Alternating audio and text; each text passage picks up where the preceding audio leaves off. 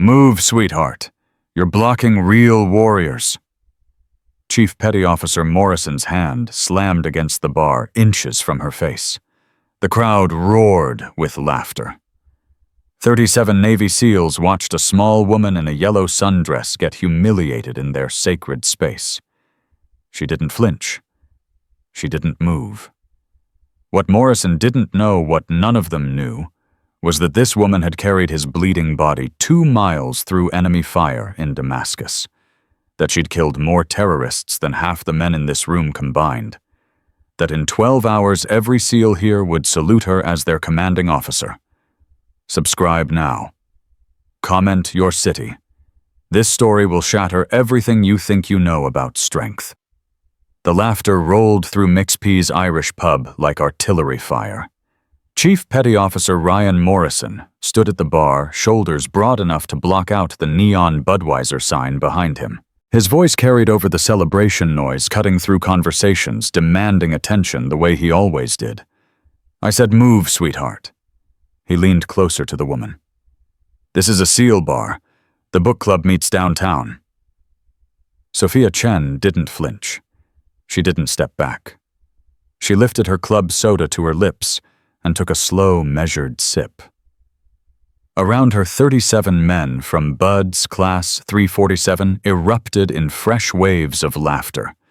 They'd just survived 6 months of hell. They'd earned their tridents.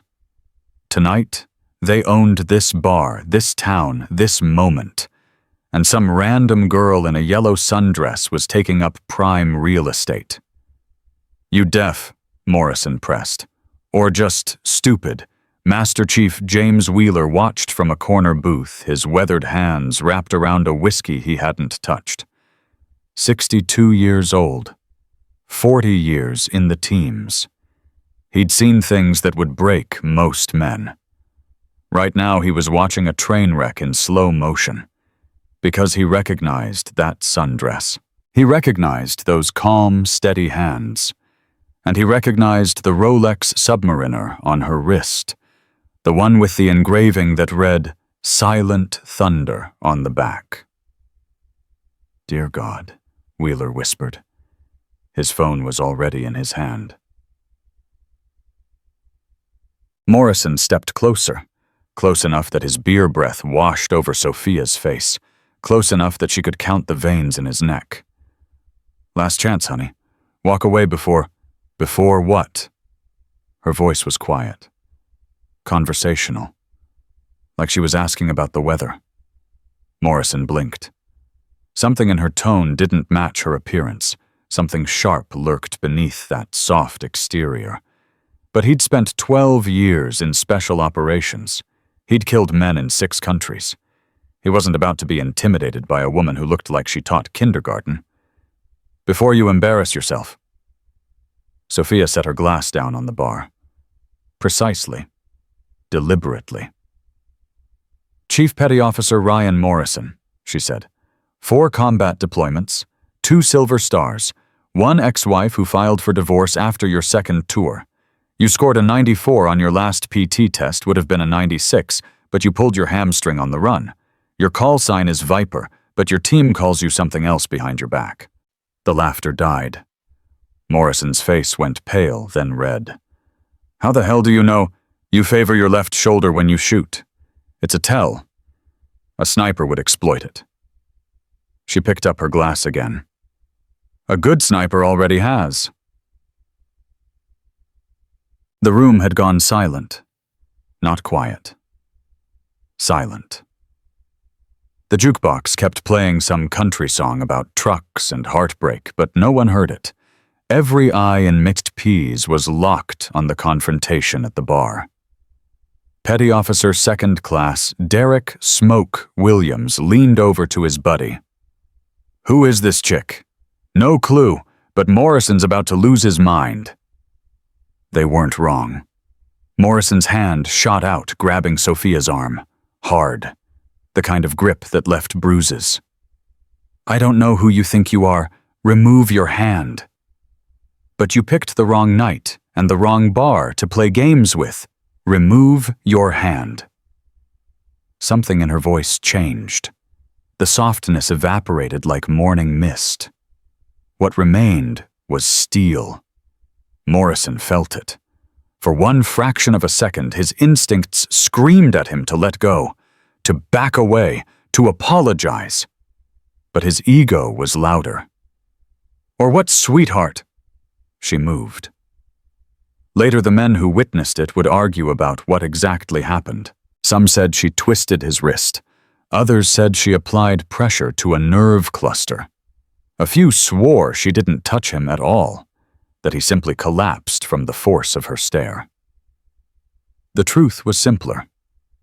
She used a technique taught only at one facility in the world. A technique designed to incapacitate without injuring. A technique that left Morrison on his knees, gasping, his arm locked at an angle that shouldn't have been possible. "I said remove your hand," Sophia repeated. "You should have listened." She released him. He crumpled to the floor, and 26 graduating SEALs just stood there frozen, watching a woman in a sundress walk calmly back to her bar stool. "Jesus Christ," someone whispered. "Did you see that? What the hell just happened?" The questions rippled through the crowd, but no one had answers. Morrison struggled to his feet. His face was purple with rage and humiliation. 12 years of service, countless hours of hand-to-hand combat training, and he'd just been put down by a woman who weighed maybe 120 pounds. "Get up, Viper," one of his buddies muttered. "You're making a scene." "She's making a scene," Morrison roared. "Who is she? Someone find out who she is." The bartender, a retired SEAL named Dutch, who'd poured drinks at Mex P's for 15 years, quietly wiped down a glass. His eyes met Sophia's for just a moment.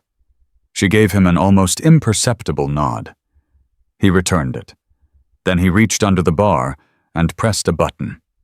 In a back office, a secure phone began to ring. Master Chief Wheeler was already moving.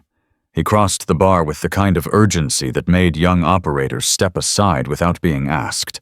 When he reached Morrison, he grabbed the younger man by the collar and yanked him close.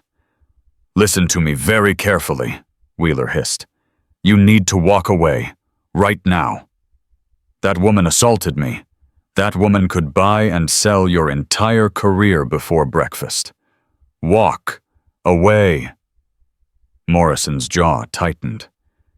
"You know who she is?" Wheeler's silence was answer enough. "Tell me." "It's classified." "Classified?" Morrison laughed, but there was no humor in it. "She's a civilian. Look at her. She's wearing a sundress, for God's sake.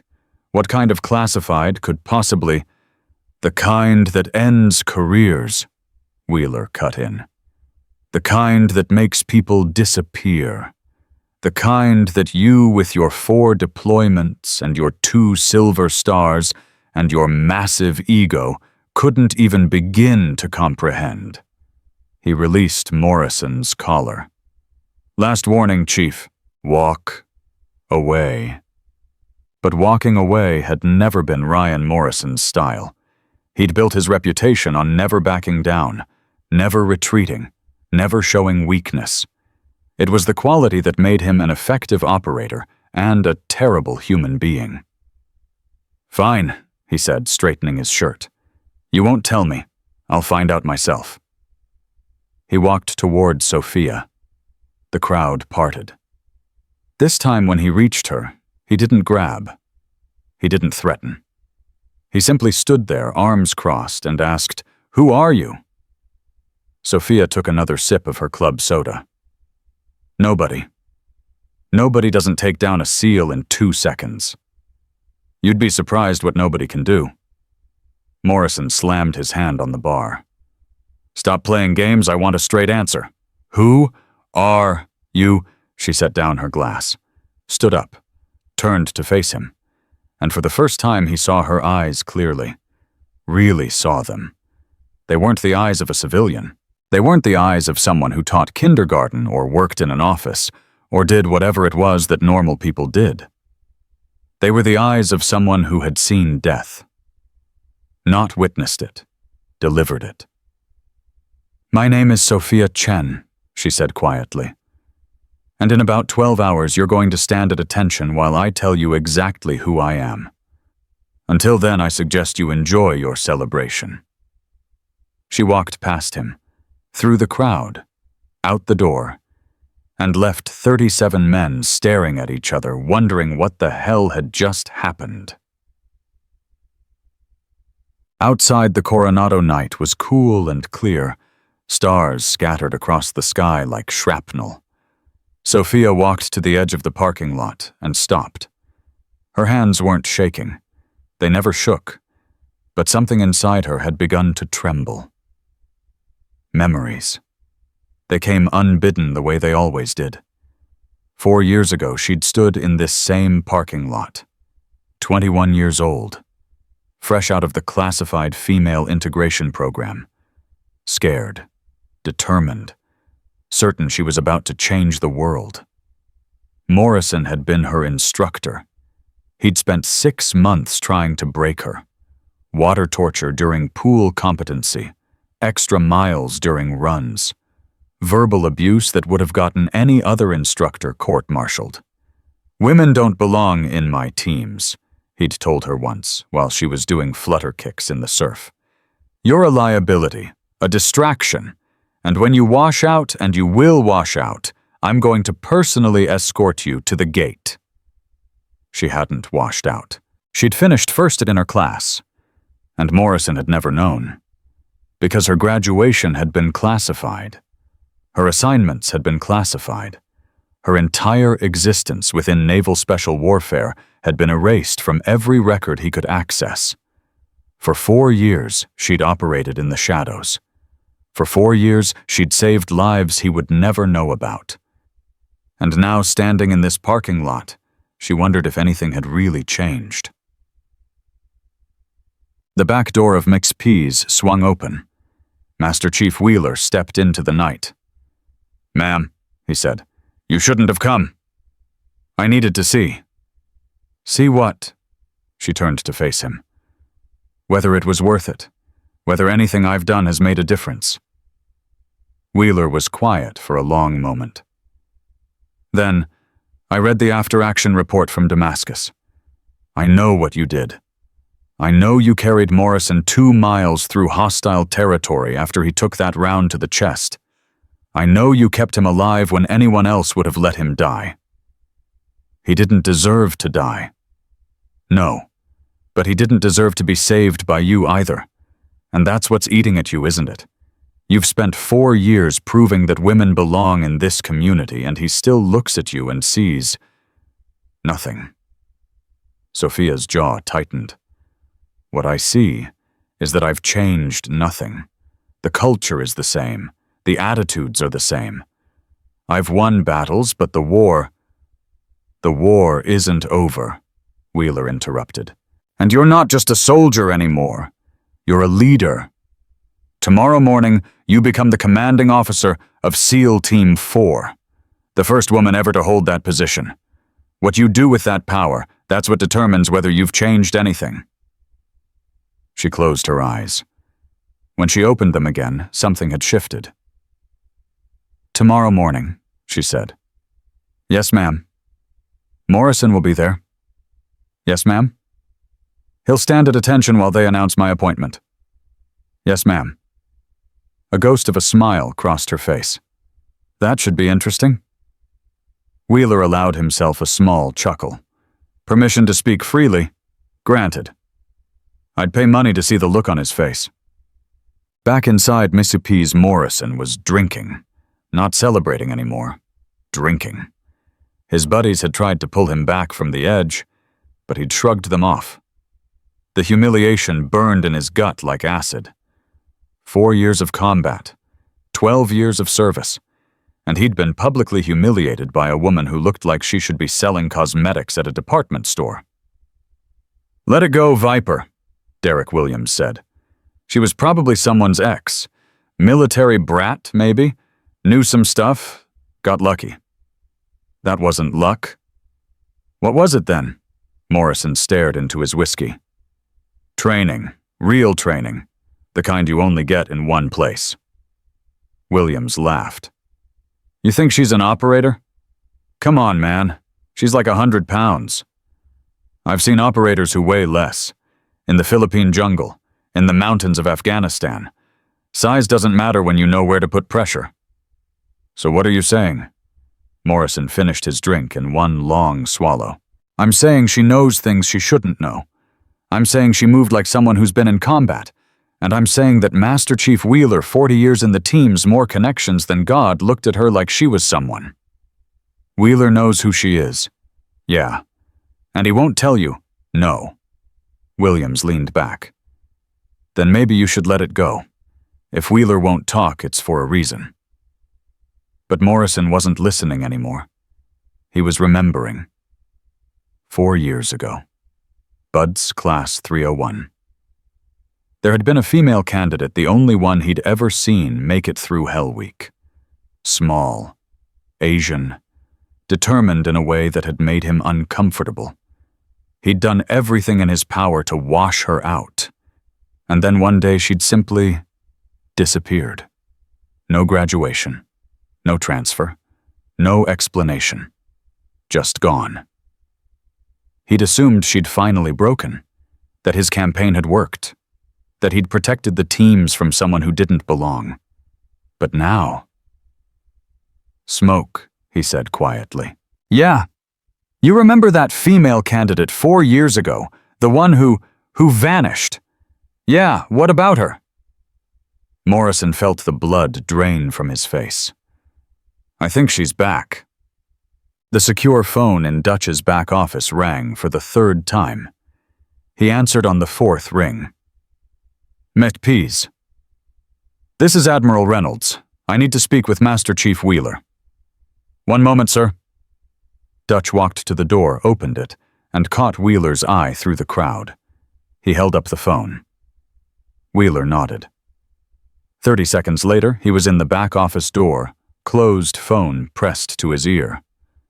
Yes, Admiral. I just got word about an incident at McPease. Is Lieutenant Commander Chen safe? She's fine, sir. A minor altercation with one of the graduating chiefs. She handled it. Handled it how? Wheeler allowed himself a small smile. The way she handles everything, sir. Quietly and effectively. There was a pause on the other end. The ceremony is still scheduled for 0800. Yes, sir. And Morrison, he'll be there. He'll be there. Another pause. This is going to be complicated, Wheeler. Morrison has friends, allies, people who share his views about women in the teams. I'm aware, sir. Lieutenant Commander Chen is about to become the most controversial commanding officer in the history of naval special warfare. She'll face opposition from within and without. She'll be tested in ways she can't imagine. Wheeler's voice hardened. With respect, Admiral, she's already been tested. Syria, Yemen, Jakarta.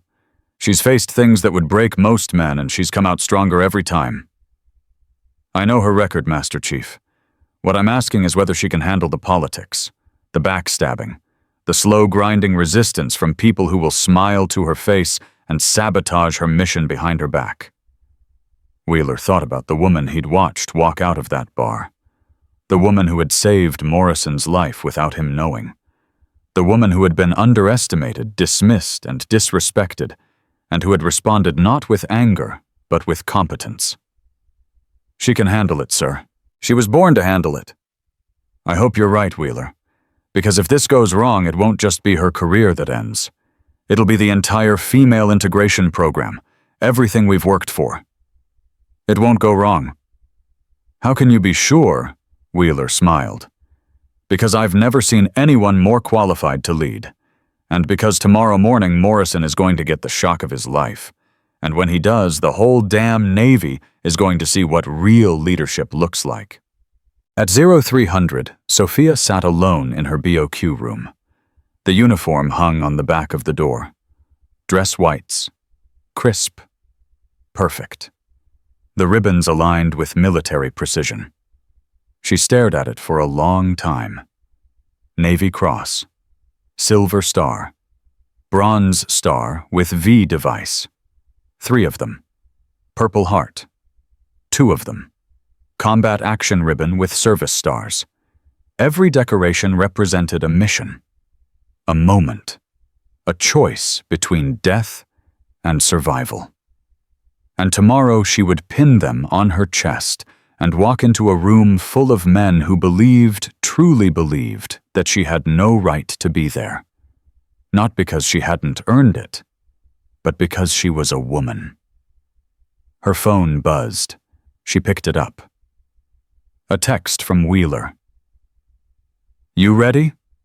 She typed back, "Born ready." A moment later, another text. "Morrison's been asking questions. He doesn't know yet, but he's starting to put it together." She stared at the message. For 4 years, she'd operated in anonymity, hidden behind classification levels and redacted reports. She'd done the work without the recognition, and she'd been okay with that. But now the veil was about to be lifted, and nothing, absolutely nothing, would ever be the same. At 600, Morrison stood in front of his bathroom mirror. He hadn't slept. The encounter at the bar played on loop in his mind. The way she'd moved, the things she'd known, the look in her eyes when she'd said his name. Chief Petty Officer Ryan Morrison. She'd known everything. His deployments, his medals, his divorce, even his PT scores. That wasn't public information. That wasn't information a civilian could access, which meant she wasn't a civilian. He splashed water on his face. "Who are you?" The question burned in his brain like a fever. And then, unbidden, a memory surfaced. 4 years ago. Hell Week, a small Asian woman doing flutter kicks in the surf, blood running from a cut on her forehead. Exhaustion carved into every line of her face. But her eyes had been clear. Focused. Determined. "Women don't belong in my teams," he'd told her. "You're a liability." She hadn't argued. She'd just kept doing flutter kicks. And then one day she'd disappeared. He'd assumed he'd won. But what if he hadn't? What if she'd been moved into something darker, something classified, something that had turned that determined young woman into the lethal ghost he'd encountered last night? His phone buzzed. A text from his buddy Williams. "All hands meeting at 0800, full formation. Something big happening." Morrison stared at the message. Something big. His gut twisted, because he was starting to realize that the woman from the bar wasn't just someone with training. She was someone with a plan, and he had a terrible feeling that he was about to become the centerpiece of it yet. The morning sun rose over Coronado, painting the training compound in shades of gold and shadow. In 6 hours, Ryan Morrison's world would end.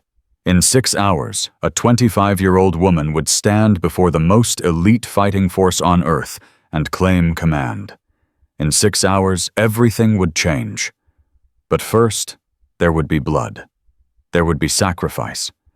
And there would be a reckoning 4 years in the making.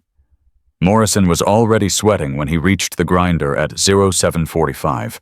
Full dress uniform, every ribbon in place, every crease razor sharp. Around him, 200 sailors and SEALs assembled in precise formation, their faces tight with anticipation. Something was wrong. He could feel it in the air, in the whispered conversations that stopped when he approached, in the way his fellow chiefs avoided his eyes. "What's going on?" he asked Williams. "No idea. But Admiral Reynolds is here. So is the Pacific Fleet commander. Whatever's happening, it's big." Morrison scanned the assembly area. Flags snapped in the morning breeze. A podium stood at the front, draped in navy blue. Behind it, a row of chairs for the brass. One chair remained empty. "Who's that for?" he muttered. Williams shrugged. "New CO for Team 4. Maybe I heard Captain Williams retired last week." "That fast? They usually take months to select a replacement.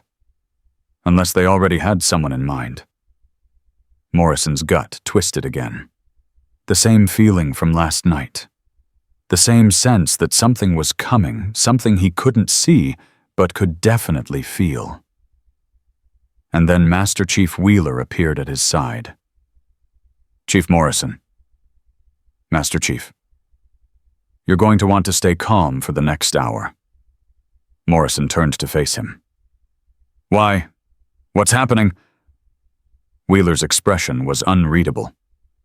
"Just remember what I said last night. What you think you know, you don't know anything." Before Morrison could respond, Wheeler was gone. The PA system crackled. "Attention on deck."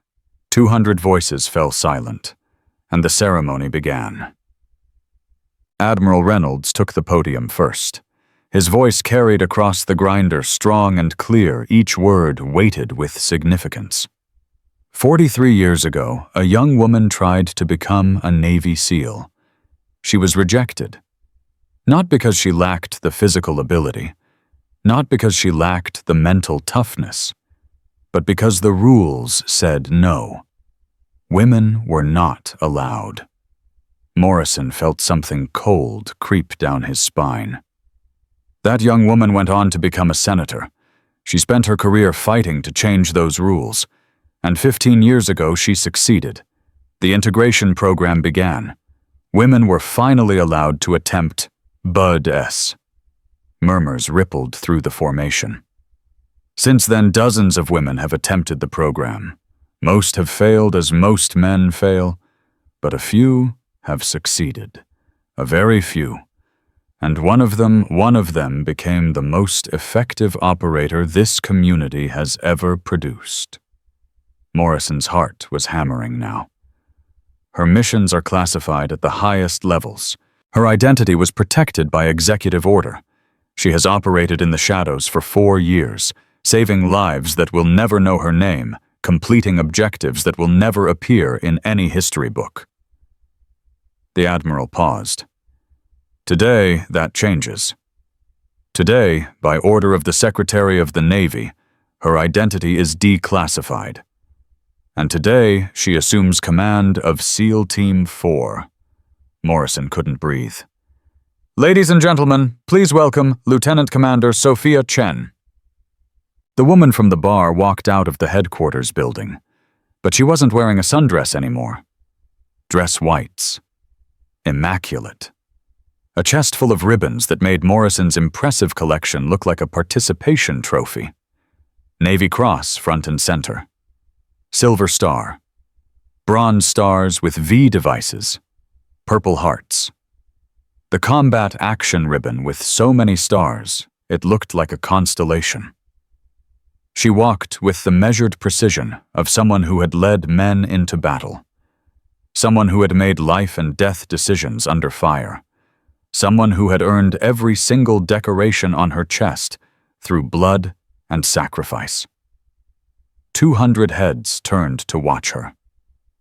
And Ryan Morrison, who had spent 4 years trying to destroy her, felt his knees go weak. "No," he whispered. But it was true. The woman he'd humiliated last night was his new commanding officer. Sophia took her place at the podium. Her eyes swept across the formation. She found Morrison immediately. It wasn't hard. He was the one who looked like he'd just seen a ghost. She didn't smile. She didn't gloat. She simply began to speak. 4 years ago, I graduated from Bud's Class 301. Most of you don't know that because my graduation was classified. Most of you don't know that because I was immediately transferred into a program that doesn't officially exist. Her voice was steady, commanding. The voice of someone who had given orders under fire. For 4 years, I have served alongside the finest operators in the world. I have bled with them. I have watched them die, and I have carried their bodies home. She paused.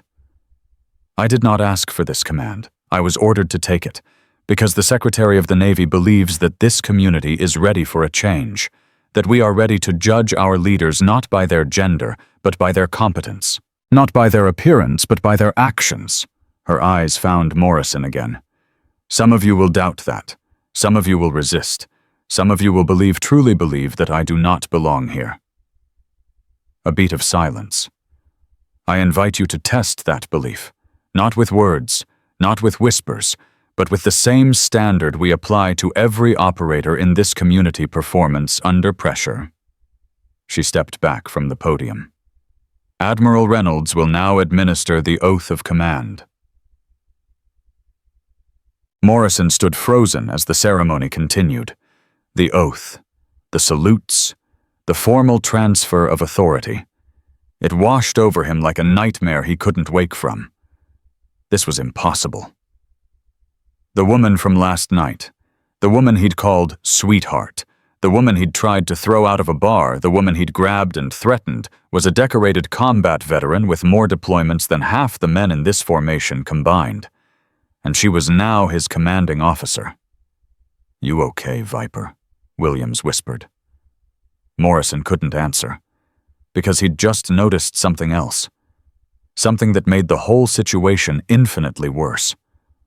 One of Sophia's medals, a bronze star with the combat VAV, had a small notation beneath it. A campaign marker that Morrison recognized. Damascus. March 2022. The mission where Morrison had taken a round to the chest. The mission where someone he'd never identified, had carried him 2 miles through enemy territory while fighting off a Taliban patrol. The mission that had earned him his 2nd Silver Star. He'd always assumed his savior was another SEAL. A brother in arms. Someone from his own team. But now, looking at the dates on her ribbons, a terrible realization began to form. "Oh God," he breathed. Williams frowned. "What?" "Damascus, March 2022. I took that round. Someone carried me out." "Yeah, I remember. They never found out who—" Morrison pointed at Sophia's chest. Williams followed his gaze. His face went pale. "No way. Way. She saved your life." Morrison felt sick. "She saved my life, and last night I tried to throw her out of a bar." The ceremony ended at 0900. Sophia shook hands with the Admiral, received salutes from the assembled officers, accepted congratulations with the same quiet composure she'd displayed at the bar, and then she walked directly toward Morrison. The crowd parted. Every eye followed her. Morrison felt his body lock up. Fight or flight, except he couldn't do either. He was pinned in place by regulation, by protocol, and by the crushing weight of his own shame. She stopped 3 feet in front of him. For a long moment, neither spoke. Then Sophia said, "Walk with me, Chief." It wasn't a request. He followed. They walked in silence to the memorial wall. Bronze plaques lined the concrete. Names, dates, operations, each one a life given in service to the nation. Each one a story that would never be fully told. Sophia stopped in front of a plaque that read P.O.1, Marcus Thompson. Operation Silent Thunder. Yemen, 2021. "Marcus was my first KIA, she said quietly. He took a round meant for me. 32 years old. Wife, 2 kids. He pushed me out of the way and caught the bullet in his throat." Morrison said nothing. I held him while he died. In my arms. His blood on my hands. He couldn't speak anymore, but his eyes said everything. They said, "Finish the mission." So I did. I finished the mission. I got everyone else home, and then I sat in my quarters for 3 hours and cried until I couldn't breathe. She turned to face him. That's what command is, Chief. It's holding your people while they die, and knowing you gave the orders that put them there. It's making decisions that cost lives, and living with those decisions for the rest of your existence. It's carrying a weight that no one else can see, and pretending you're fine when you're dying inside. Morrison's jaw tightened. Why are you telling me this? Because last night you looked at me and saw a target, an outsider, someone who didn't belong. But what you should have seen was a commanding officer who has buried more friends than you have deployments. She stepped closer. I'm not asking for your respect, Chief. Respect is earned. But I am telling you right now that the way you treated me last night, the way you treat anyone who doesn't fit your narrow definition of a warrior, that ends today. And if it doesn't, Sophia's eyes went cold, then you'll discover that I'm much more dangerous as an enemy than I ever was as a stranger at a bar. Morrison should have backed down. Any sane person would have backed down. But 12 years of combat had burned away his self-preservation instincts, leaving only pride and stubbornness. You want my respect, he said. Earn it, not with medals, not with classified operations. Prove to me, prove to everyone that you can lead this team in combat. Is that a challenge? Call it whatever you want. Sophia studied him for a long moment. Fine. But if I prove myself, when I prove myself, you're going to do something for me in return. What? You're going to look at every operator in this command, male, female, old, young, whatever, and you're going to judge them by one standard performance. Nothing else. Not how they look, not where they came from, not what's between their legs. Performance. Morrison's eyes narrowed. And if you fail, I won't fail. But if you do... She leaned in close.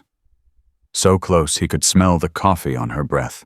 So close he could see the tiny scars on her cheekbones, scars he now realized came from combat, not cosmetics. If I fail, she said softly, I'll resign my commission. Immediately. No arguments. No appeals.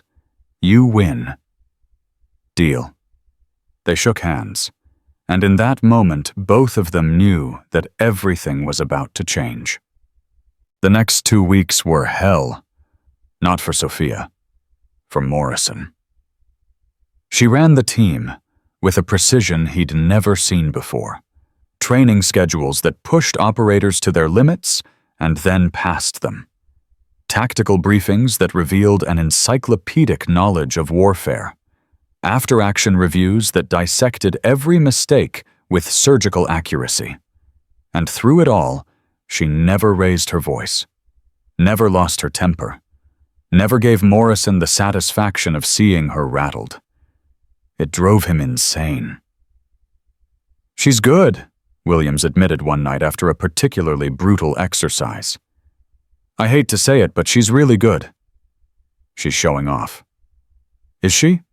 Or is she just competent? Morrison didn't answer, because deep down he knew the truth. Sophia Chen wasn't showing off. She was simply doing her job and doing it better than anyone he'd ever served under. The realization should have humbled him. Instead, it made him angrier. 3 weeks in the call came. Morrison was in the gym when his pager buzzed. Emergency briefing. All operators. Immediately. He dropped his weights and ran. The briefing room was already full when he arrived. Every member of Team 4 crammed into the space, their faces tense with anticipation. Sophia stood at the front, her expression grave. 36 hours ago, a convoy of American contractors was ambushed outside Mogadishu. 12 personnel, all captured, 3 confirmed dead at the scene. Satellite images flashed on the screen. Bodies, burning vehicles, the chaos of a well-planned attack. Intelligence indicates the hostages are being held by Al-Shabaab militants in a compound approximately 40 kilometers from the ambush site, Window for rescue 72 hours. After that, they'll be moved or executed. She clicked to the next slide. We go in 16 hours. This is a joint operation with elements from Team 6 and the 160th SOAR. Our role, primary assault element. Morrison felt his heart rate spike. This was it. The real test. Not training exercises, not tactical briefings, real combat, real stakes, real lives on the line. Questions. No one spoke. Good. Team leaders remain behind for detailed planning. Everyone else prep your gear. We wheels up at 2200. The room emptied. But Morrison stayed. Because he needed to know. When the door closed, leaving just Morrison and Sophia in the room, she turned to face him. Something on your mind, Chief? This mission, the intel, how solid is it? Solid enough. That's not an answer. Sophia's expression hardened. It's the only answer you're going to get. Intel is never perfect, you know that. We work with what we have and adapt when it changes. And if it's a trap, then we fight our way out. Morrison studied her face, looking for doubt, looking for fear, looking for any sign that she was out of her depth. He found nothing. You've done this before, he said. It wasn't a question. Yes. How many hostage rescues? Classified. How many successful? A pause. Then, all of them. Morrison absorbed this. And the ones that went wrong. Something flickered across her face. Pain, old and deep. There was one, Yemen, 20 and 21. The mission itself succeeded. We got the hostages out. But I lost a man. She met his eyes. Marcus Thompson. The plaque outside. What happened? Intel was wrong. There were more hostiles than expected. Marcus made a call. He pushed me out of the line of fire. He didn't have time to clear himself. Morrison felt something shift inside him. Not sympathy exactly, but recognition. He knew that look, that weight, the weight of command. Why are you still doing this? He asked. Doing what? This, leading, fighting. You've done enough. More than enough. Why not walk away? Sophia was quiet for a long moment. Because the day I stop is the day someone else dies because I wasn't there. And I can't live with that. I won't live with that. Every mission I complete, every hostage I rescue, every terrorist I put in the ground, that's one less person who has to carry the weight I carry. She gathered her briefing materials. We leave in 16 hours, Chief. Get some rest. You're going to need it. But Morrison didn't rest. He couldn't. Because in that moment, in that briefing room, something had happened that he never expected. He'd started to respect her. Not for her medals, not for her classified operations, but for the weight she carried, the burden she bore. The same burden every true leader carried, the burden of lives in your hands and deaths on your conscience. She wasn't a politician playing soldier. She was the real thing, and that terrified him more than any enemy ever had. Because if she was the real thing, if she truly deserved to be here, then everything he'd believed for 12 years was wrong. Women in the teams, women in combat, women in command. He'd fought against it, argued against it, done everything in his power to prevent it. And now, looking at Sophia Chen, he realized that his fight had been against a ghost of his own making, a ghost born of fear and insecurity, and the desperate need to protect a world that was changing whether he liked it or not. He sat alone in his quarters until 0400, and when he finally closed his eyes, it wasn't Sophia's medals he saw. It was Marcus Thompson's plaque, and the weight of command that they all carried, male and female alike. The next morning they boarded the transport. 16 hours to mission time. Morrison found himself seated across from Sophia in the cargo bay. She was checking her gear. Methodical, professional. Every strap tight, every magazine loaded, every piece of equipment exactly where it needed to be. "Can I ask you something?" he said. She didn't look up. "You're going to anyway." "Damascus, March 2022. That was you, wasn't it? You carried me out." Her hands stopped moving. "Yes." "Why, after everything I did to you during Buds, why save my life?" She finally looked at him. "Because that's what we do, Chief. We save each other, regardless of history, regardless of personal feelings. When a teammate goes down, you pick them up. That's the code." "But I wasn't your teammate. I was your instructor. I tried to destroy you." "You failed." A pause. "I know." Sophia returned to her gear check.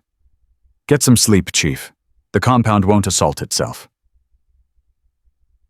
But sleep wouldn't come, because Morrison had finally realized something. For 4 years, he'd been fighting a war against people who didn't exist. Imaginary enemies.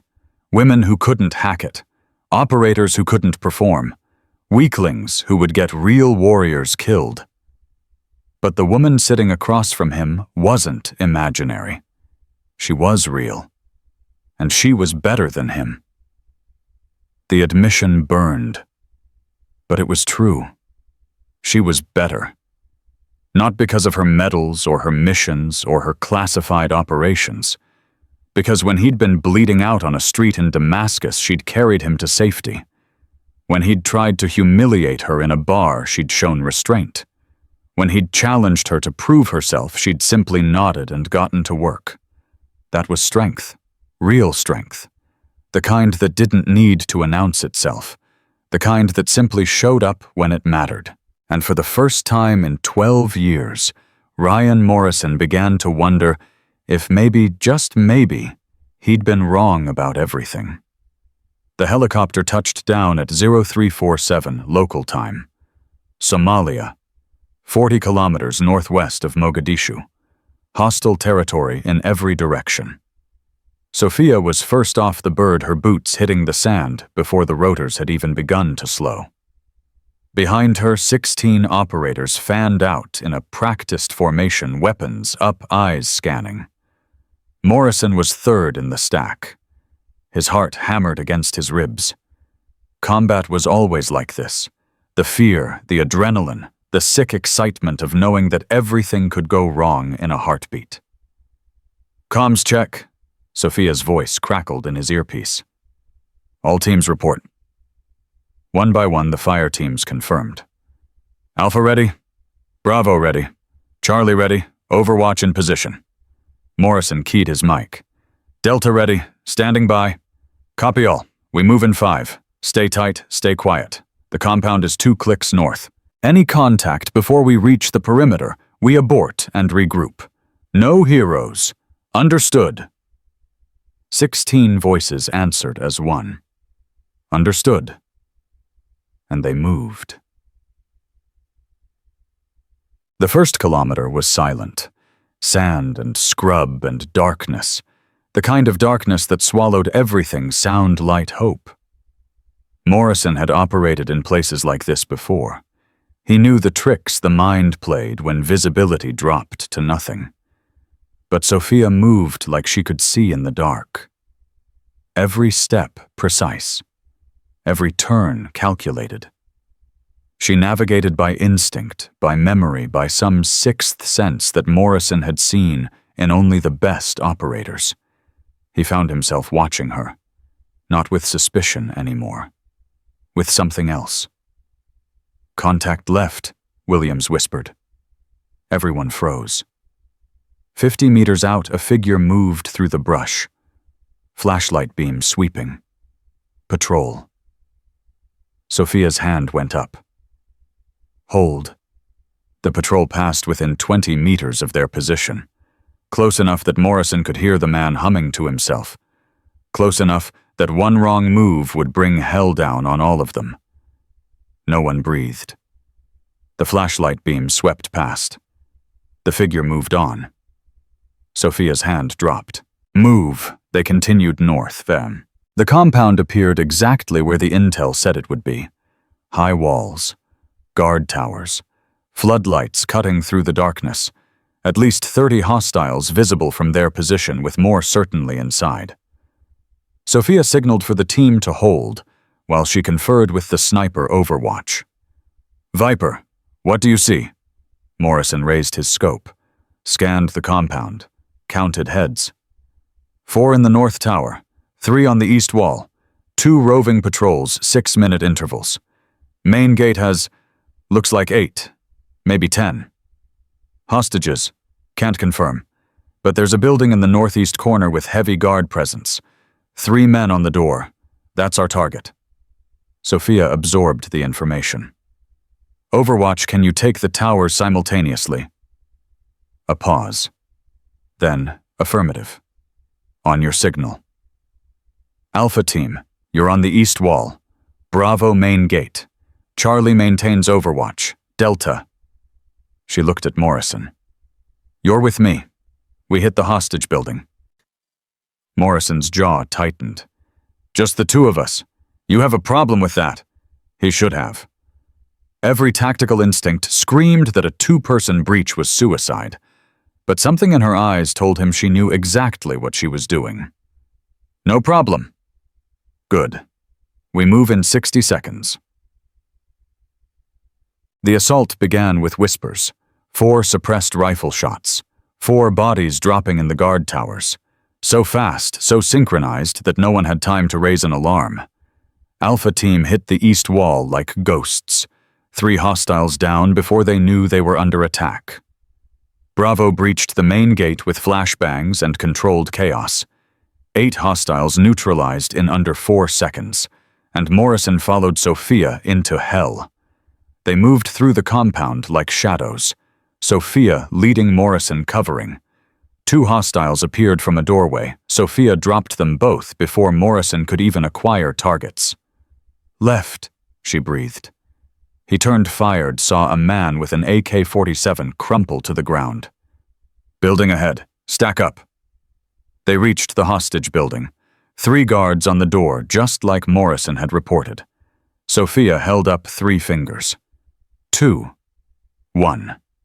She went through the door like a hurricane. Later, Morrison would try to describe what he saw in that room. He would fail, because what happened in the next 30 seconds defied description. There were 11 hostiles inside, 11 armed men surrounding 9 hostages who were bound, gagged, and terrified. Sophia killed 7 of them before Morrison got through the doorway. Not injured, killed. 7 headshots in under 3 seconds. Her rifle moving with a fluidity that seemed almost choreographed. Each trigger pull precise, each target dropping without a sound. Morrison got the other 4, but he knew the truth. She could have taken them all. She'd left him some so he wouldn't feel useless. "Clear," Sophia announced, her voice utterly calm. "Clear," Morrison echoed, his own voice shaking. The hostages stared at them with wide, disbelieving eyes. 9 American contractors who had expected to die in a foreign country, now watching a small woman in combat gear cut their bindings with a knife. "You're safe now," Sophia told them. "We're taking you home." One of the hostages, a woman in her 50s with blood matted in her gray hair, grabbed Sophia's arm. They said we were going to be executed at dawn. They said no one was coming for us." Sophia met her eyes. They were wrong. The extraction should have been clean. It wasn't. They were halfway to the landing zone when the ambush hit. Morrison heard it before he saw it, the distinctive crack of AK-47 fire, the whistle of rounds passing close enough to feel. "Contact rear!" someone screamed. Then everything was chaos. Muzzle flashes in the darkness, hostages screaming, operators returning fire in controlled bursts, the radio exploding with overlapping transmissions, Bravo taking heavy fire. Alpha falling back. We need air support now. Sophia's voice cut through the noise like a blade. All teams rally on my position. Bring the hostages. We're punching through. Morrison grabbed one of the contractors, a young man frozen with terror, and pulled him forward. Move, keep moving. A round caught the man in the shoulder. He screamed, stumbled, almost fell. Morrison caught him. I've got you. Keep your feet under you. We're getting out of here. But even as he said the words, he saw the tactical situation deteriorating. They were surrounded, outnumbered, and the landing zone was still 300 meters away. So that was when Sophia made the call. Delta, take the hostages to the LZ. Everyone else covering fire. Morrison's blood went cold. That's suicide. You'll never hold them off. That's an order, Chief. I'm not leaving you here to die. She grabbed his vest, pulled him close. Her eyes burned with an intensity that made his breath catch. You're not leaving me to die. You're following an order. You're getting those hostages home. That's the mission. That's what matters. Now go. He wanted to argue. He wanted to stay. But he knew with absolute certainty that she was right. The mission came first. It always came first. Don't you dare die, he said. Wasn't planning on it. He ran. The next 300 meters were the longest of Morrison's life. He could hear the firefight behind him. The steady crack of rifle fire, the occasional explosion, the voices of his teammates calling out targets, calling out positions, calling out wounded, and through it all, Sophia's voice. Calm, commanding, directing the defense with the precision of a conductor leading an orchestra. Alpha shift left. Bravo, hold that ridge. Charlie, I need suppressive fire on the northeast approach. He reached the landing zone with the hostages. The helicopters were already spinning up rotors, creating a storm of sand and noise. Get them on board, Morrison screamed. Everyone on the birds, now! The contractors scrambled up the ramps. Wounded operators helped by their brothers. Bodies accounted for living and dead. But the shooting hadn't stopped. Sophia and her holding force were still out there. Morrison grabbed the crew chief. How long can you wait? 5 minutes. Then we have to go, or we don't make it.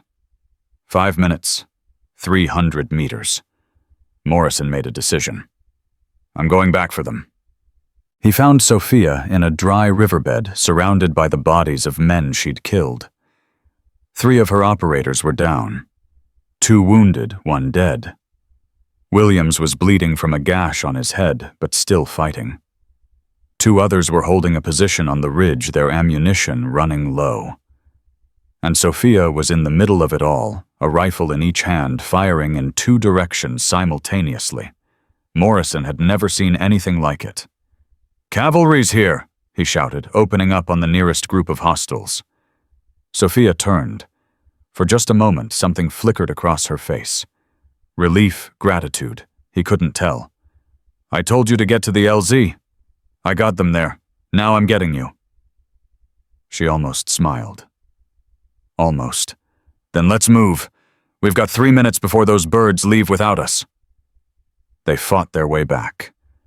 Meter by bloody meter. Morrison lost count of how many rounds he fired, how many hostiles he killed, how many times he thought they were all going to die. But they kept moving, because Sophia kept moving, and where she led, they followed. The helicopters were lifting off when they reached the landing zone. Morrison could see the crew chief screaming at the pilot, gesturing wildly at the approaching figures. The bird hovered skids barely off the ground, rotors screaming. Jump, Sophia ordered. They jumped. Williams made it first. Then the other operators hauling each other through the open door. Morrison reached back for Sophia. Their hands connected. And then the round hit her. Morrison felt her grip loosen. saw her body jerk backward, heard himself scream. "Sophia!" He caught her before she could fall. Caught her and pulled and dragged her into the helicopter even as the bird lurched into the sky, leaving the chaos of Somalia behind. "Medic, I need a medic now!" She was bleeding. A lot. The round had hit her in the side, just below the body armor. "Stay with me," Morrison said, pressing his hands against the wound. "Stay with me. That's an order." Her eyes fluttered open, focused on his face. "That's not how orders work, Chief." "Shut up. Just shut up and stay alive." "You came back." "Of course I came back." "That was stupid." "Yeah, it was." She coughed, blood on her lips. "But thank you."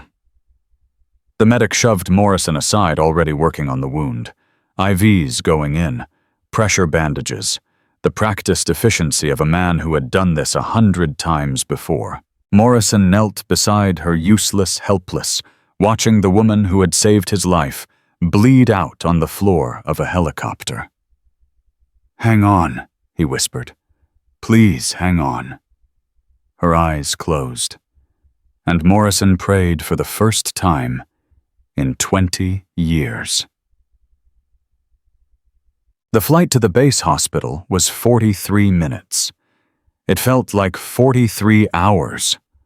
Morrison sat beside her the entire time, his hand wrapped around hers, his eyes never leaving her face. The medic worked furiously, barking orders at his assistant, fighting the blood loss with everything he had. "She's tough," the medic said at one point. "I've never seen someone take a hit like that and keep going." Morrison didn't respond, because he was watching her face. The small scars he'd noticed at the bar, combat scars, he knew now. The quiet strength in her features, even unconscious. The hands that had killed more enemies than he could count now lying still and pale on the stretcher. This was his commanding officer. This was the woman he'd spent 4 years trying to destroy.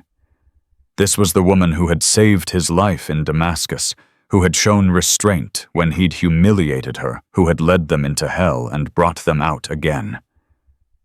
And she might be dying because of him. Because she'd stayed behind to cover his retreat. Because she'd put the mission and her people ahead of her own safety. That was what real leadership looked like.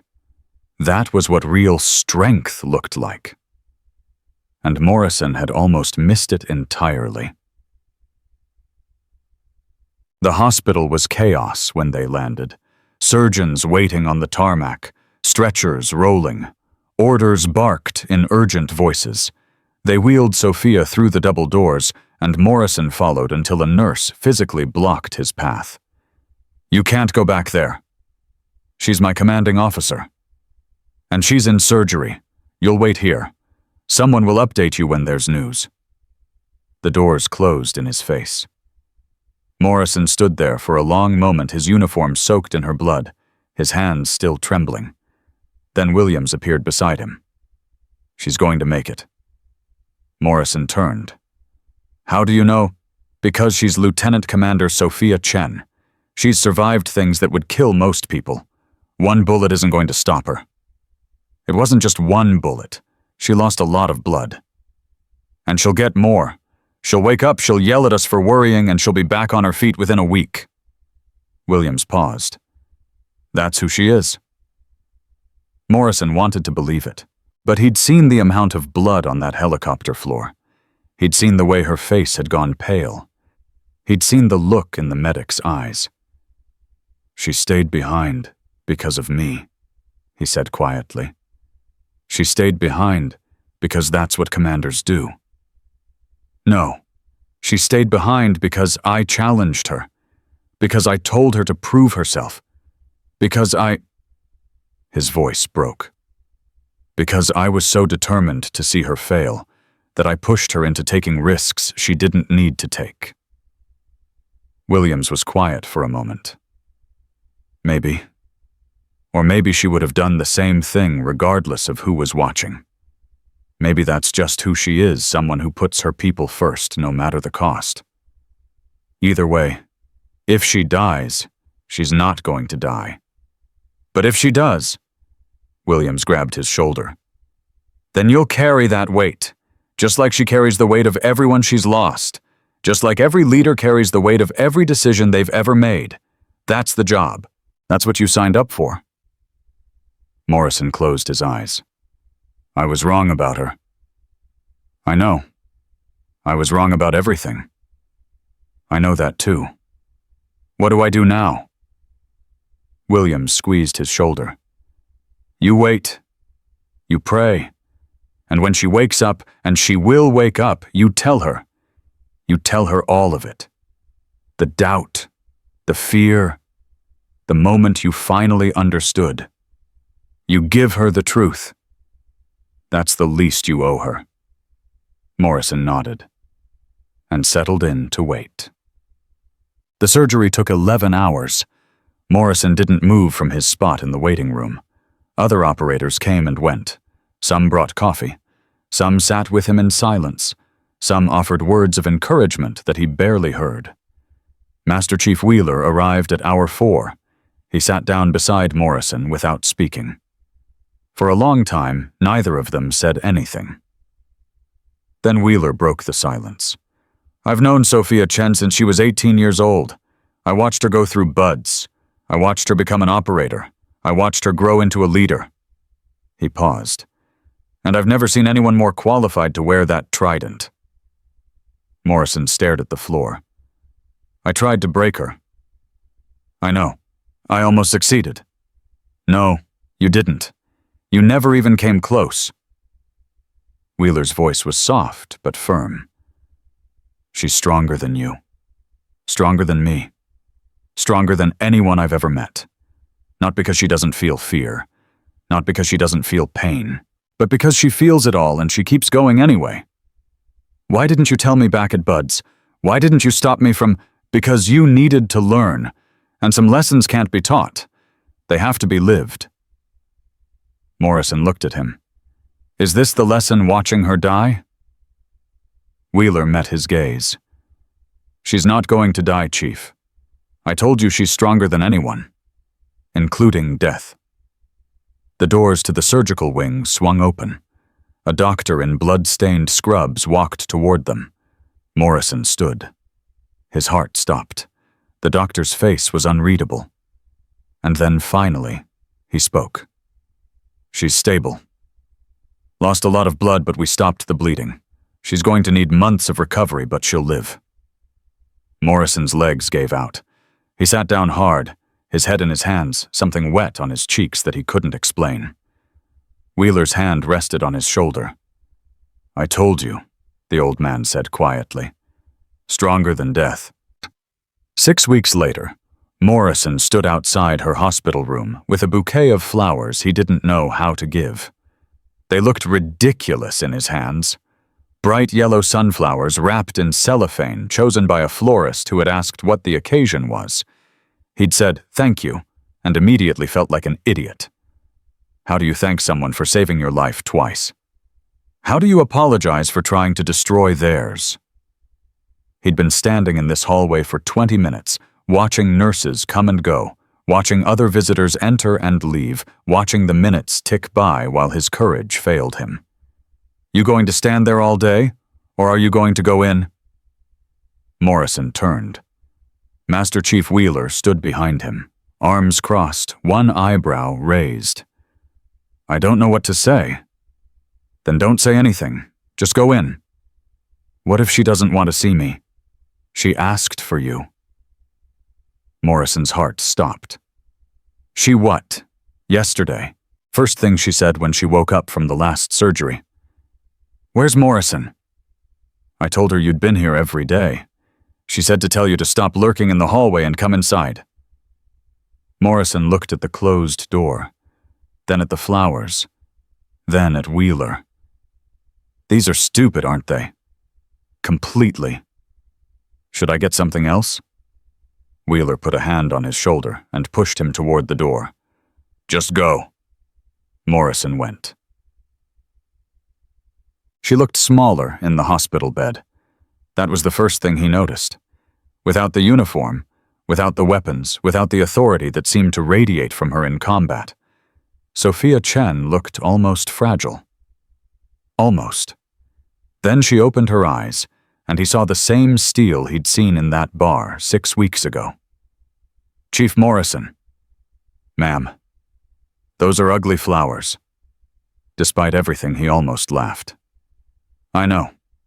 Sit down. You're making me nervous, standing there like a statue." He sat in the chair beside her bed. The flowers sat awkwardly in his lap. For a long moment, neither of them spoke. Then Sophia said, "You came back for me." "Yes, ma'am." "I gave you a direct order to get to the LZ." "Yes, ma'am." "And you disobeyed it." Morrison met her eyes. "Yes, ma'am. I did." He waited for the reprimand, the lecture about chain of command, the reminder that orders existed for a reason. Instead, she smiled.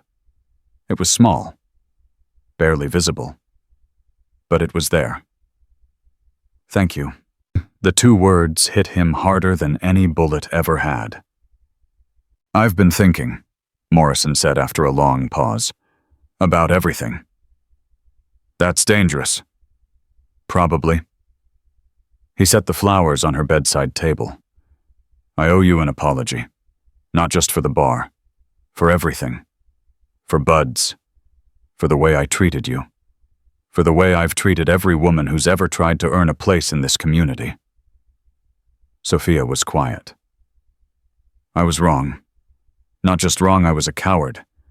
I hid my fear behind tradition, behind standards, behind all these excuses that sounded noble, but were really just fear."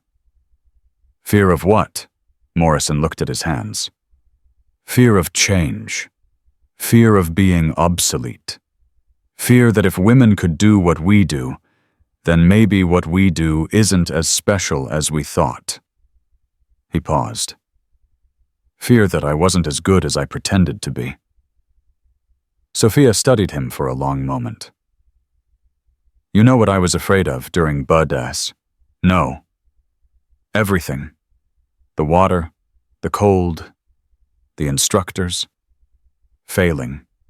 Succeeding. I was afraid every single day." Morrison looked up. "But I kept going," she continued. "Because fear isn't the enemy. Quitting is the enemy.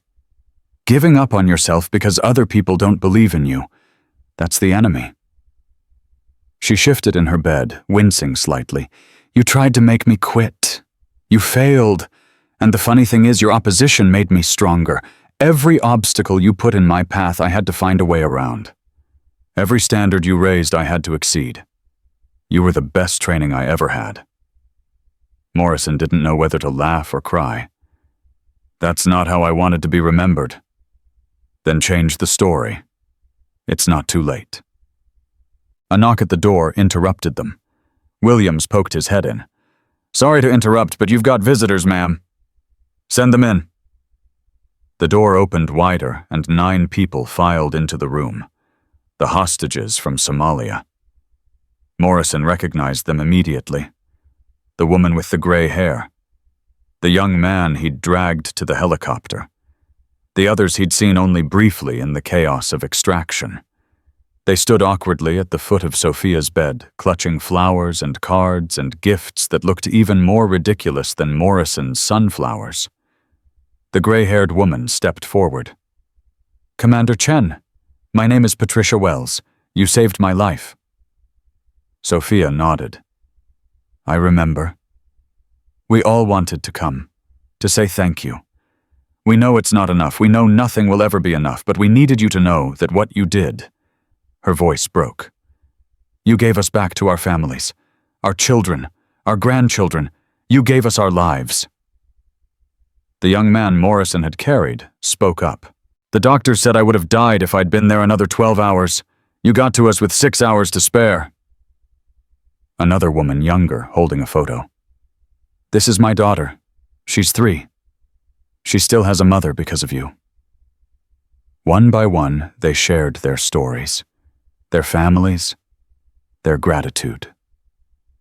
Morrison watched Sophia's face throughout, watched her accept their thanks with the same quiet grace she did everything else, watched her deflect credit to the team, to the intelligence officers, to everyone but herself. And he understood something he'd never understood before. This was why she did it. Not for medals, not for recognition, not for any of the things that had motivated him for 12 years. She did it for them, for the people she saved, for the lives she gave back. That was real strength. That was real purpose. And he had almost destroyed it. After the hostages left, Sophia closed her eyes. Morrison thought she'd fallen asleep until she spoke. "Patricia Wells has 3 grandchildren. Thomas Chen, no relation, has a wife who's pregnant with twins. Sarah Morrison, also no relation, just got engaged." She opened her eyes. 9 people, 37 immediate family members, and that's just the hostages. That's not counting the operators who made it home, or their families, or the children they haven't had yet. That's a lot of people. That's why we do this. That's why any of it matters. She looked at him. "Do you understand now?" Morrison nodded slowly. "It's not about us. It's not about who's the strongest or the fastest or the toughest. It's about them, the people we protect, the lives we save, the futures we make possible." "Yes. And when you look at it that way, when you really look at it, does it matter what I look like? Does it matter what's between my legs? Does any of that superficial nonsense matter at all?" Morrison thought about Damascus, about the bar, about the firefight in Somalia, about every moment of competence he'd witnessed since that first night at McPee's. "No," he said quietly. "It doesn't matter at all." The next morning, Morrison requested a meeting with Admiral Reynolds. The Admiral saw him at Oro 900, his office cluttered with reports and commendations from the Somalia operation. "Chief Morrison, what can I do for you?" Morrison stood at attention. "Sir, I'm here to request a formal reprimand." Reynolds blinked. "Excuse me. For my conduct at McPee's 6 weeks ago. My treatment of Lieutenant Commander Chen was unprofessional, disrespectful, and unbecoming of a Navy SEAL. I'd like it officially recorded." The Admiral leaned back in his chair. "Chief Commander Chen has already declined to file a complaint. She said the matter was resolved." "With respect, sir, it's not resolved. Not for me. What I did was wrong. And if there are no consequences, if I just walk away like nothing happened, then I haven't learned anything." Reynolds studied him for a long moment. "What do you think the consequences should be?" Morrison had thought about this all night. "I'd like to be assigned to the new female integration program. As a mentor, as an instructor, I'd like to spend the next year helping women succeed in a community I spent years trying to keep them out of." The Admiral's eyebrows rose. "That's quite a turnaround." "Yes, sir." "May I ask what prompted it?" Morrison thought about the question. About the bar, about the firefight, about the hospital room and the hostages, and the moment he finally understood. "Commander Chen, sir. She showed me what real leadership looks like, what real strength looks like. And she did it without ever saying a word against me, without revenge, without bitterness. She just led, and I followed. And somewhere along the way, I realized I'd been wrong about everything." Reynolds was quiet for a long moment. Then he smiled. "Request granted, Chief. Report to Commander Chen when she's cleared for duty. She'll be overseeing the integration program as part of her recovery assignment." Morrison felt his jaw drop. "Sir, you wanted consequences. You'll be working directly for the woman you tried to destroy. I can't think of better consequences than that." 3 months later, Sophia returned to active duty. Not full active duty, her wound still limited her physical capabilities. But the Navy had found a use for her talents that didn't require combat. She was appointed head of the new Warrior Excellence Program, a comprehensive overhaul of how special operations assessed, trained, and promoted its personnel. The program's core principle was simple: judge people by performance, not appearance, not gender, not size, not any of the superficial markers that had been used for decades to exclude capable warriors. Only performance. And Morrison was her right hand. He threw himself into the work with the same intensity he'd once used to exclude women from the teams. He mentored candidates. He revised training protocols. He personally counseled young operators who were struggling with the same biases he'd once held. It wasn't easy. The resistance was fierce. Old guard instructors who believed as Morrison once believed. Senior chiefs who saw the program as an attack on tradition. Even some female operators who'd succeeded under the old system and didn't see why it needed to change. But Sophia handled them all with the same quiet competence she brought to everything. She didn't argue. She didn't fight. She simply demonstrated. Results, numbers, success rates, retention rates, mission completion rates. The data was irrefutable. The new approach wasn't just more fair, it was more effective. Warriors who had been overlooked under the old system were now thriving. Capabilities that had been dismissed were now being utilized. The force was getting stronger, not weaker. And slowly, grudgingly, the culture began to change. 6 months after Somalia, Morrison found himself in a familiar place, McPee's Irish pub. But this time he wasn't there to celebrate. He was there to remember. The wall behind the bar had a new addition. A framed photo of the Somalia operation. 16 operators, 9 hostages, all alive because of what they'd done that night. And in the center of the photo, Sophia Chen. Dutch, the bartender, nodded as Morrison took his usual seat. Bourbon, club soda. Dutch's eyebrows rose. Really? Yeah, I'm meeting someone. The door opened and Sophia walked in.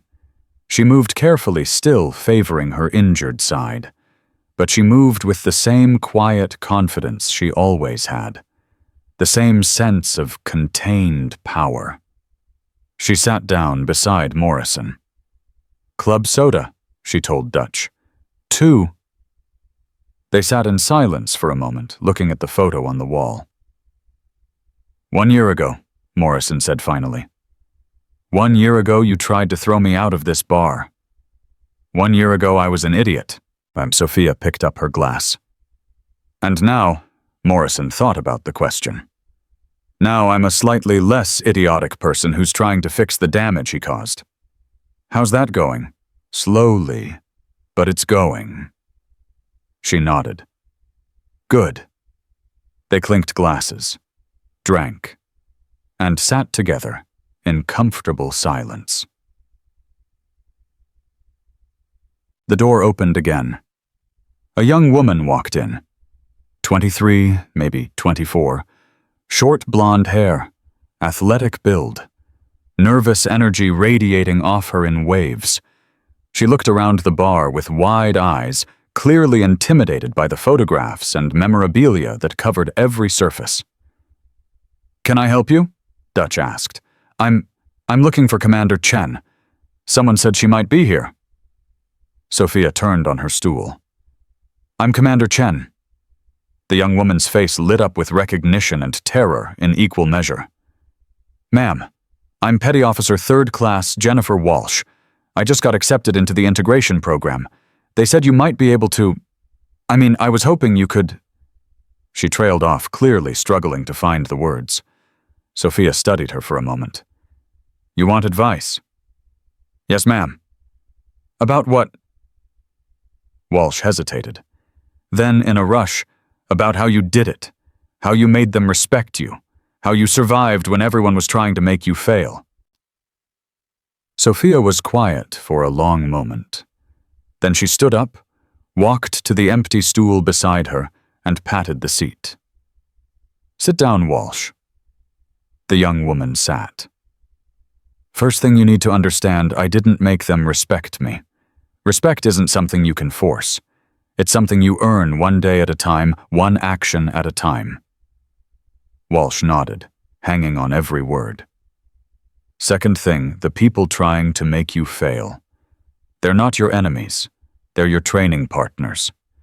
Every obstacle they put in your path is an opportunity to prove them wrong. Every standard they raise is a chance to exceed expectations. They think they're breaking you down. Really, they're building you up. Morrison listened in silence. These were the lessons Sophia had taught him, not with words, but with actions, with grace under pressure, with competence that couldn't be denied. And now she was passing them on. The torch was being carried forward.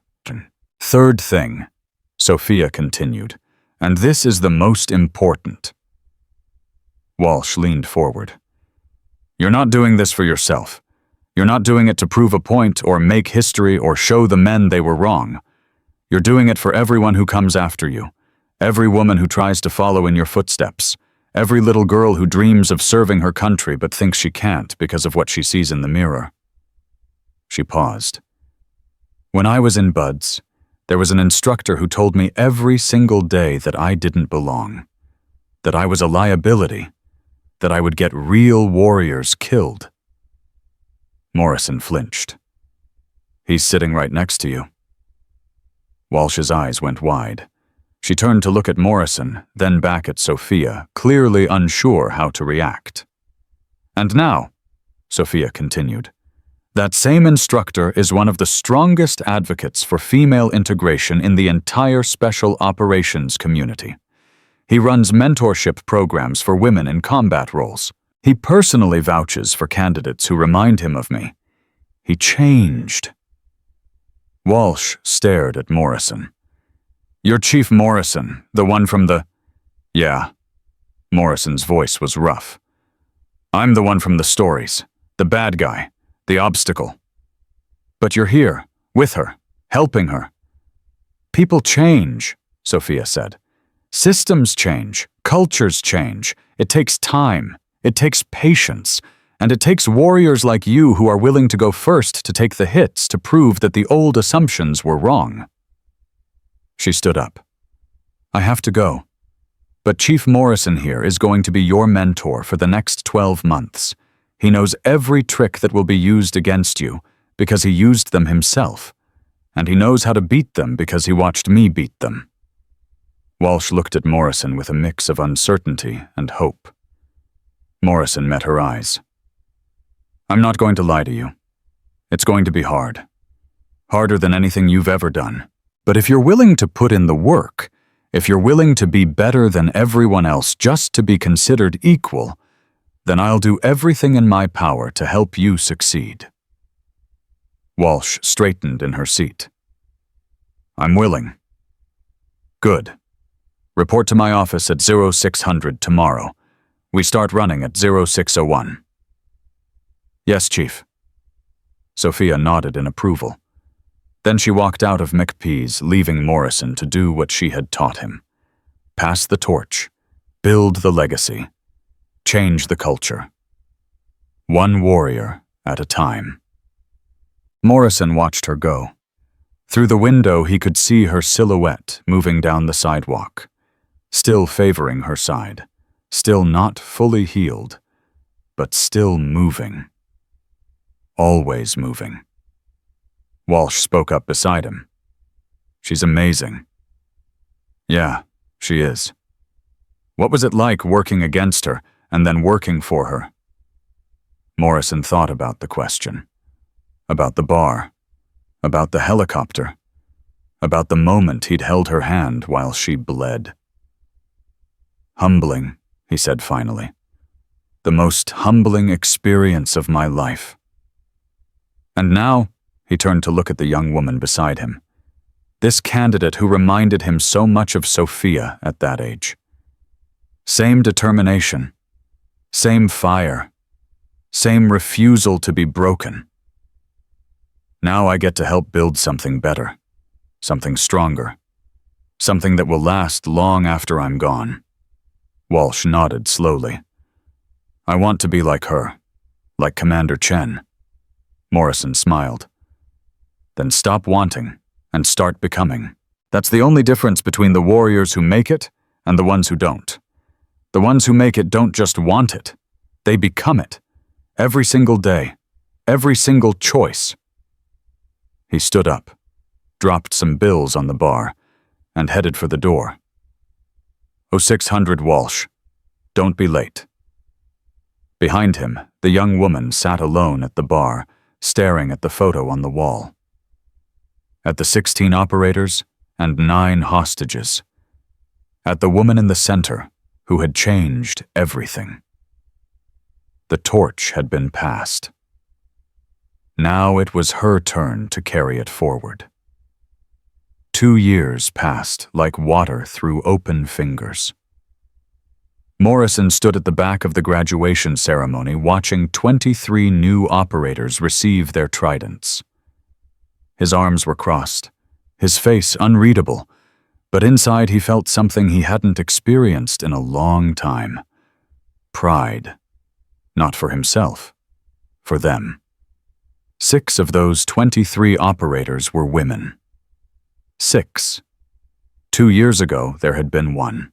Now there were 6 in a single class, and 3 more classes behind them with similar numbers.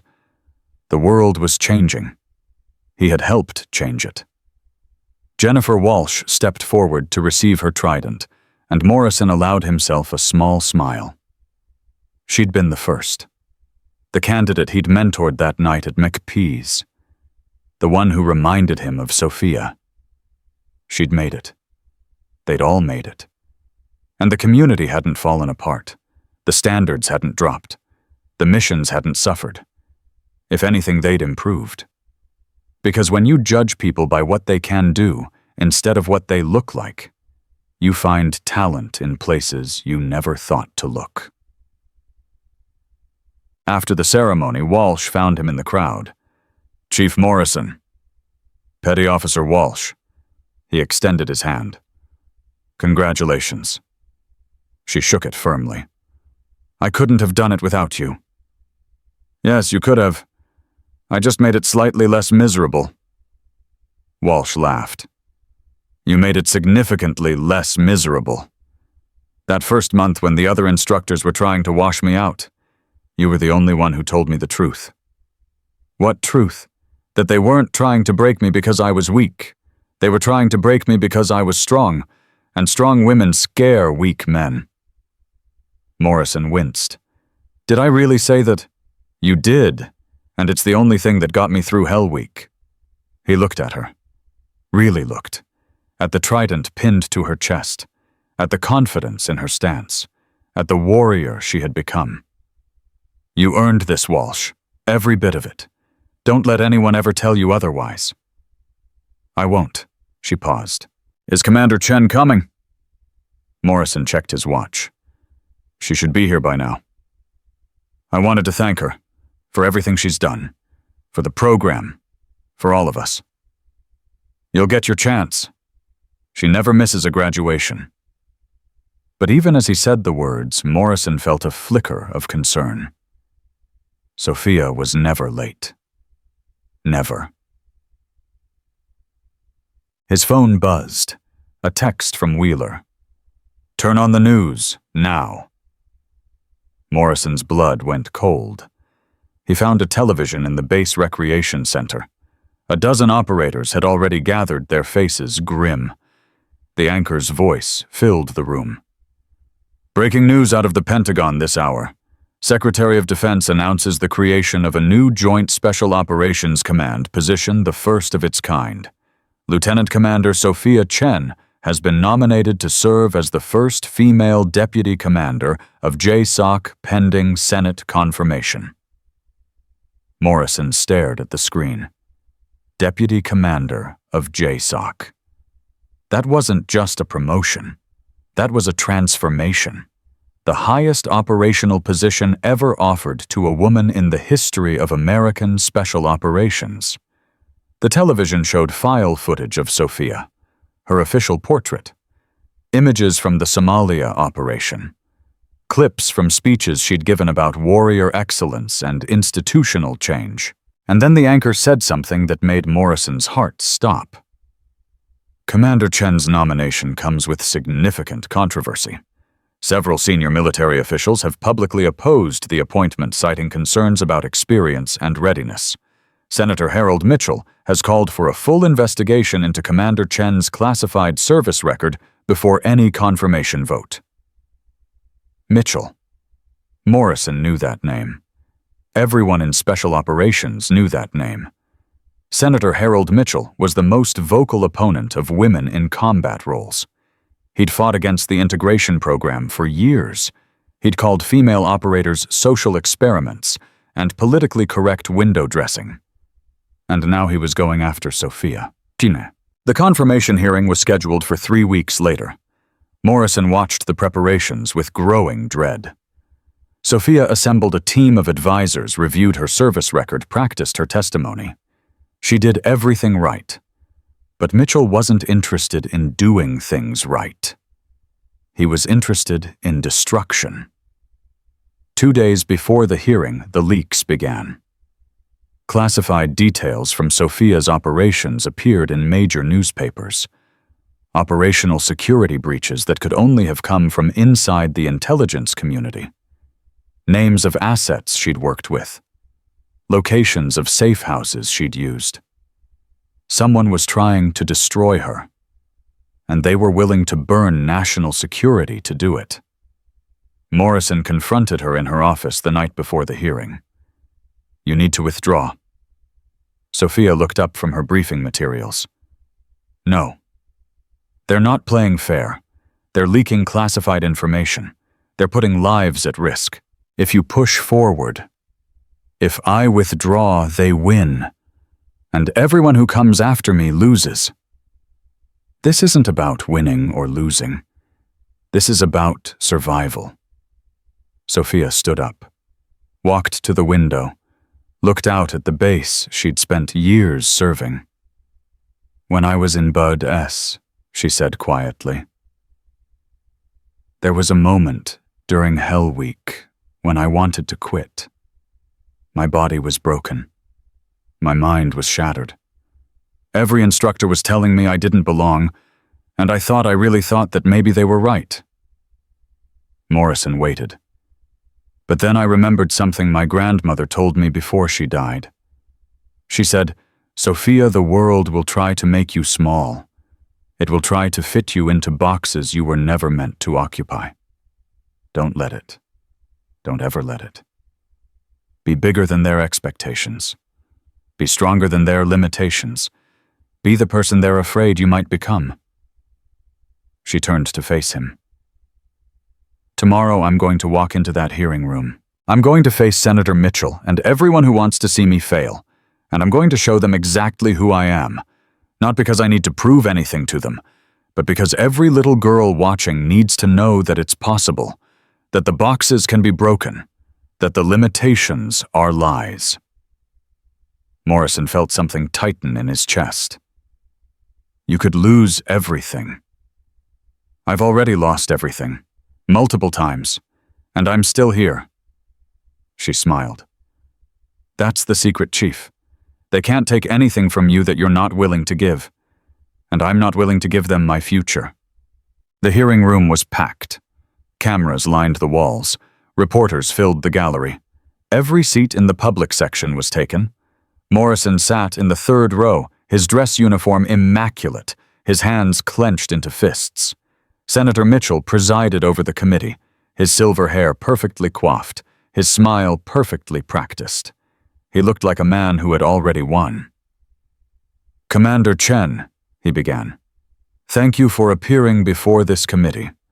I want to assure you that our questions today are motivated solely by a desire to ensure that the highest positions in our military are filled by the most qualified individuals. Sophia sat alone at the witness table, her posture straight, her expression calm. I appreciate that, Senator. Let's begin with your service record. You claim to have participated in numerous classified operations, yet the details of these operations remain largely unavailable to this committee. How can we confirm your qualifications if we cannot examine your record? Senator, as you know, operational security prevents the disclosure of certain details. However, the relevant oversight committees have full access to my complete service record and have verified its accuracy. Verified by whom? By your supporters in the military establishment, by the same people who nominated you for this position. Morrison's jaw tightened. This wasn't a hearing. It was an execution. For 3 hours, Mitchell hammered at Sophia. He questioned her judgment, her leadership, her fitness for command. He implied that her decorations were exaggerated, that her operations were failures that had been covered up, that her entire career was a political construct designed to advance an agenda. Through it all, Sophia remained calm. She answered every question with facts, with data, with the quiet competence that Morrison had come to know so well. But Mitchell wasn't interested in facts. He was interested in optics. And the optics were devastating. Every question was designed to plant doubt. Every implication was crafted to suggest incompetence. Every pause was calculated to let the insinuations sink in. By the end of the 3rd hour, Morrison could see the tide turning. The reporters were scribbling furiously. The cameras were zooming in on Sophia's face, looking for signs of weakness. The public gallery was murmuring with uncertainty. Mitchell had done his job well. Too well. And then Sophia did something no one expected. Senator Mitchell. Her voice cut through the murmuring like a blade. I'd like to ask you a question. Mitchell blinked. This is not the appropriate forum for... In 1987, you received a deferment from military service. The stated reason was a knee injury. Is that correct? The room went silent. Mitchell's face reddened. My personal history is not relevant to... In 1992, you voted against funding for veterans' mental health services.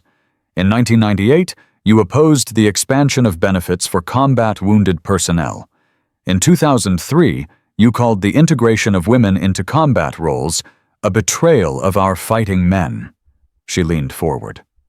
Senator, you have spent your entire career sitting in comfortable rooms making decisions about people who risk their lives for this country. You have never served. You have never sacrificed. You have never held a dying friend in your arms and wondered if you could have done something different. Mitchell slammed his gavel. Commander Chen, you are out of order. I am not out of order. I am speaking the truth, something that seems to be in short supply in this room. She stood up. You want to know if I'm qualified for this position? Let me tell you what qualifies me. 15 combat operations, 47 confirmed enemy kills, 112 lives saved, a bullet wound that still aches when it rains, nightmares that wake me at 3 in the morning, friends whose names are carved into memorial walls. Her voice grew stronger. That's what qualifies me. Not paperwork, not politics, not the approval of men who have never seen the inside of a combat zone. I have bled for this country. I have killed for this country. I have buried friends for this country, and I will not sit here and be lectured about qualifications by someone who has done none of those things. The room was absolutely silent. Mitchell's face was purple with rage, but he couldn't speak. No one could speak, because Sophia Chen had just done what no one in Washington ever did. She had told the truth. The vote was held the following week. Morrison watched the results come in with Walsh and Williams and a dozen other operators who had served under Sophia's command. The count was close. Too close. Senator after senator announced their vote, and the numbers seesawed back and forth. Yes. No. Yes. No. Present. Abstain. Morrison couldn't breathe. Everything Sophia had worked for, everything she had sacrificed, came down to this moment, this vote, this judgment by people who had never walked in her boots. The final senator rose to speak. "I have struggled with this decision," Senator Elizabeth Warren said. "Commander Chen's record is impressive but controversial. Her methods are unconventional. Her testimony was extraordinary." Morrison's heart pounded. "But in the end, I keep coming back to one question. What kind of military do we want? Do we want a military that judges its leaders by their connections and their conformity? Or do we want a military that judges its leaders by their results?" She paused. Commander Chen's results speak for themselves. 112 lives saved. 0 failed missions. A transformation in how we identify and develop talent. She has proven beyond any reasonable doubt that excellence has no gender. Warren looked directly at the camera. "I vote yes." The final tally flashed on the screen. Confirmed. 52-48. Morrison found Sophia outside the Capitol building, surrounded by reporters and well-wishers. He pushed through the crowd until he reached her. "Commander." She turned. For just a moment, her composure cracked. Tears glistened in her eyes. "Chief Morrison." "Congratulations." "Thank you." They stood there surrounded by chaos, looking at each other. So much had passed between them. The bar, the challenge, the firefight, the hospital, the program. A journey from enemies to allies to something Morrison couldn't quite name. "You did it," he said. "We did it. All of us." "No." He shook his head. "This was you. Your courage, your competence, your refusal to be small when everyone wanted you to shrink." Sophia smiled. "Remember what you said to me that night in the bar? Move, sweetheart." Morrison winced. "I remember." "I didn't move, and now—" She gestured at the Capitol, at the cameras, at the world that had just witnessed her triumph. "Now I'm exactly where I'm supposed to be. And where's that? Wherever I can do the most good, wherever I can help the most people, wherever the next Sophia Chen is waiting for someone to show her what's possible." She reached out and squeezed his hand. "Thank you, Ryan, for everything." It was the first time she'd ever used his first name. 5 years later, Morrison stood in a familiar place, McPee's Irish Pub.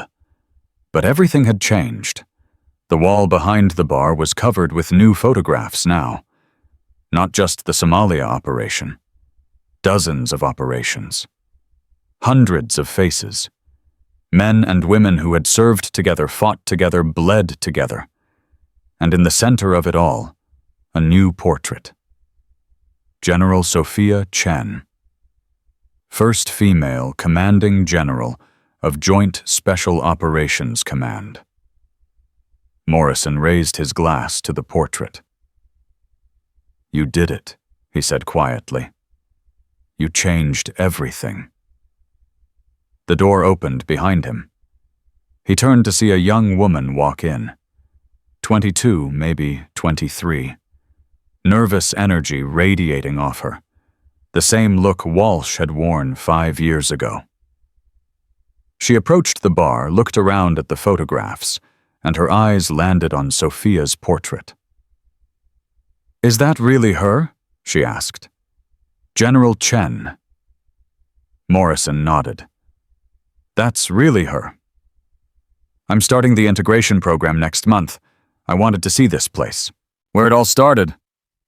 Morrison studied her face. The determination, the fear, the hope. What's your name? Maria Santos, Petty Officer 3rd Class. Well, Maria Santos. He pulled out the stool beside him. Sit down. Let me tell you a story. She sat. Morrison ordered 2 club sodas and began. It started right here, in this bar, 6 years ago. A woman walked in wearing a sundress, and an idiot told her to move. She didn't move, and everything changed. Maria listened, her eyes wide. The idiot was me, Morrison continued. And the woman was the most extraordinary leader I've ever known. She didn't beat me with anger. She didn't beat me with revenge. She beat me with something much more powerful. What? Morrison smiled. Competence, excellence, the simple, undeniable truth that she was better than me, and eventually even I couldn't pretend otherwise. He raised his glass. To General Chen, and to everyone who comes after her. Maria raised her glass. To everyone who comes after her. They drank. And outside the sun set over Coronado, painting the sky in shades of gold and crimson.